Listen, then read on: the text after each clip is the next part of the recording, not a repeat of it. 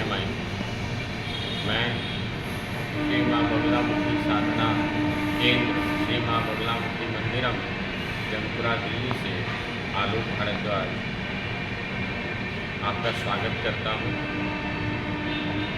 और माई आप सब पर अनुकंपा करे ऐसा मैं माई के चरणों में निवेदन करता हूँ। आज मैं विशेष रूप से आपसे सिर्फ यही चर्चा करने आया हूँ। लोग ब्रह्मा, विष्णु और महेश इन तीनों तत्वों को तीनों अगर व्यक्ति समझें तो अलग अलग समझते हैं। मूलतः ये तीनों ही एक हैं, ब्रह्मा, विष्णु और महेश। ब्रह्मा जी को यदि मैं ये कहूँ कि Brahma is equal to oxygen, Vishnu is equal to H2O यानी वाटर, और शिव यानी कि सॉलिड वाटर जिसको आप बर्फ कहते हैं, उसकी रिप्रेजेंटेशन भगवान शिव की अमरनाथ जी में जो शिवलिंग है, बर्फ का शिवलिंग, वो उसको रिप्रेजेंट कराते हैं, प्रेजेंट कराते हैं, उसको उसी तरह से दर्शाते भी हैं। यदि पूरी दुनिया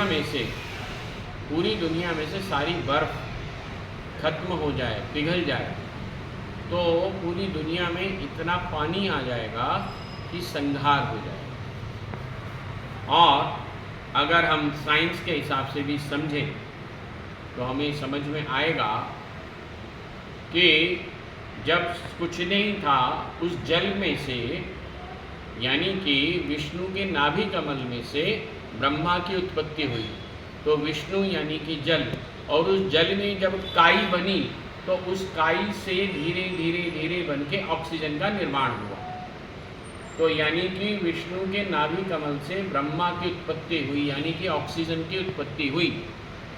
तो अगर हम फॉर्मूले के हिसाब से समझने की कोशिश करें तो ब्रह्मा यानी कि ऑक्सीजन O2, H2O यानी कि विष्णु, और solid water is equal to Shiva. और शिव संहार के देवता हैं। सृष्टि का चलन जो है, सृष्टि को जो पालन करते हैं, बिना पानी के आप चल नहीं सकते, वह विष्णु है। तो तीनों ही एक हैं और तीनों ही का कार्य अलग अलग भी है, और तीनों में कोई भी डिफरेंस नहीं है, ये समझने की आवश्यकता है। जय माता।